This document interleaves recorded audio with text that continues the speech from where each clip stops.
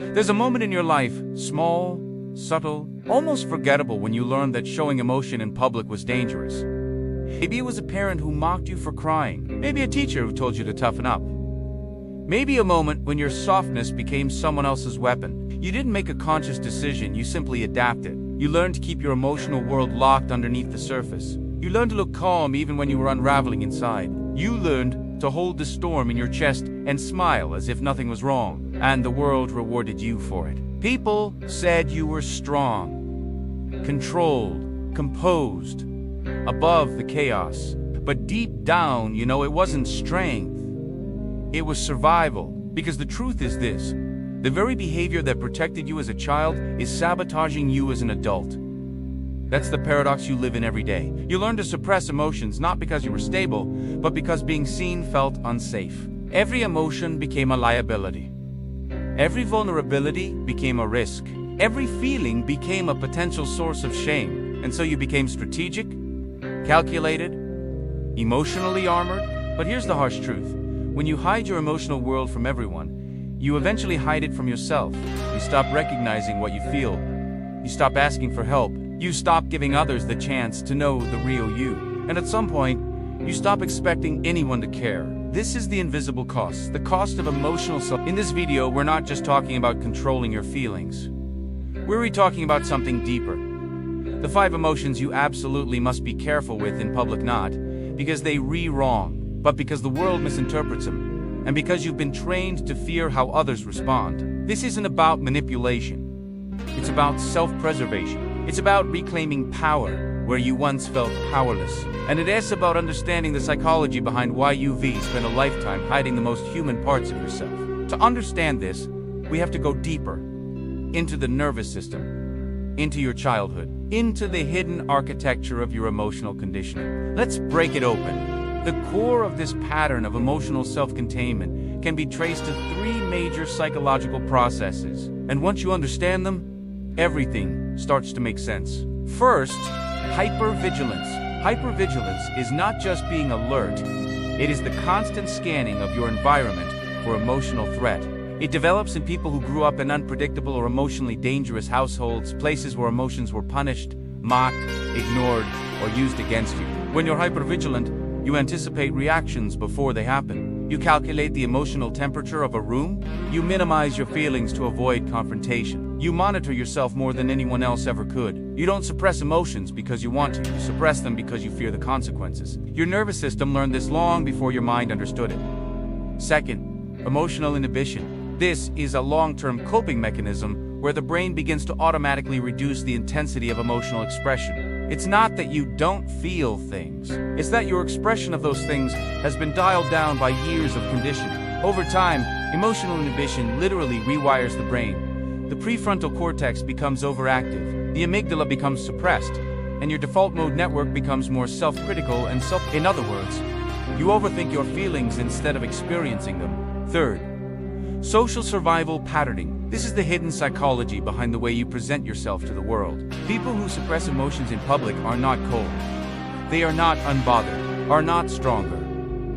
They are strategic. They've learned that some emotions, when displayed publicly, can lead to judgment, vulnerability, rejection, misunderstanding, or exploitation.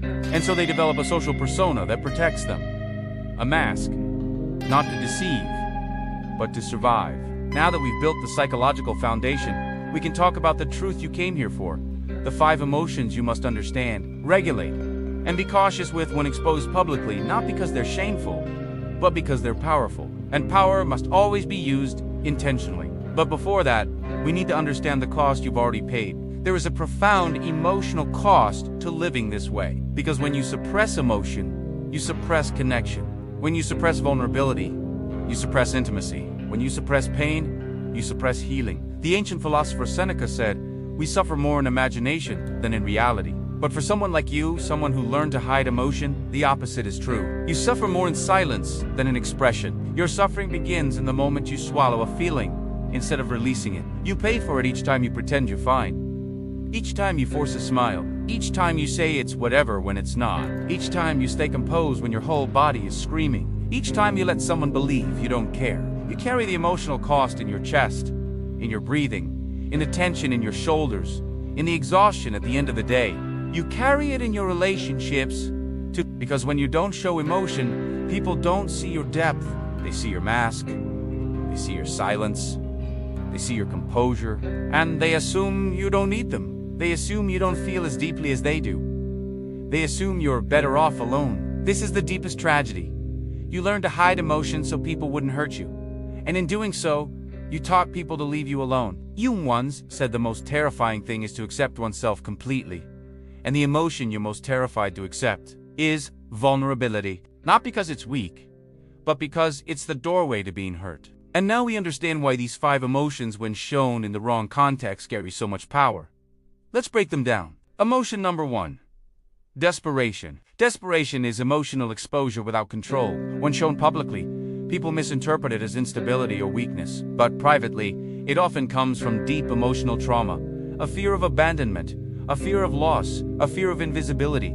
Adults who learn to suppress desperation become overly independent. They pretend they don't need anyone, avoid asking for support, and hide their emotional needs behind humor or silence. But when that desperation leaks out, it feels explosive. Emotion number 2, rage. Not anger. Rage is the emotional overflow of years of suppression. In public, it destroys credibility and invites judgment, even if it's justified. You might walk away mid-conflict, shut down instead of exploding, or cry privately instead of shouting publicly. You appear calm while internally burning. Your rage is sacred. It tells you where your boundaries have been violated, but publicly, it will be misunderstood. Emotion number 3, shame.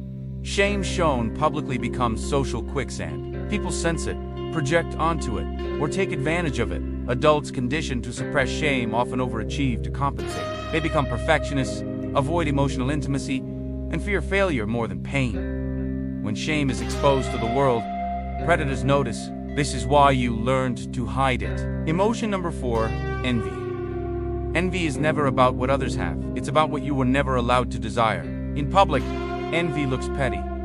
It looks insecure. It looks small. But in private, it's a compass. It points to your unmet potential. It tells you exactly where you've abandoned yourself. And emotion. Number 5, vulnerability, the hardest one. Vulnerability is your deepest currency. Your emotional truth, your bare humanity, but in public, it can become performance. It becomes a spectacle.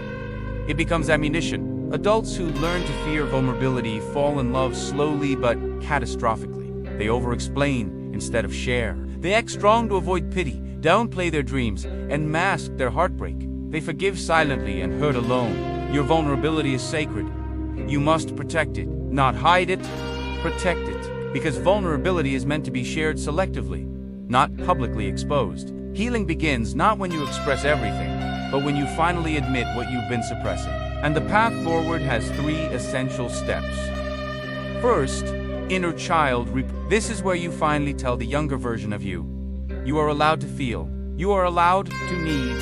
You are allowed to be human. You give yourself the safety you didn't receive as a child. Second, emotional witnessing. Instead of suppressing your emotions, you witness them. You observe them. You name them. You honor them. You say to yourself, I'm feeling this. And that feeling is real. No judgment, no shame, just witnessing. And third, selective vulnerability. This isn't public exposure or emotional dumping. This is selective, intentional vulnerability. You choose who gets to see your truth. You choose who gets access to your heart. You choose who earns the right to witness your softness. I'll leave you with this quote from Lao Tzu. Being deeply loved gives you strength, but loving deeply gives you courage. Your emotions are not weaknesses.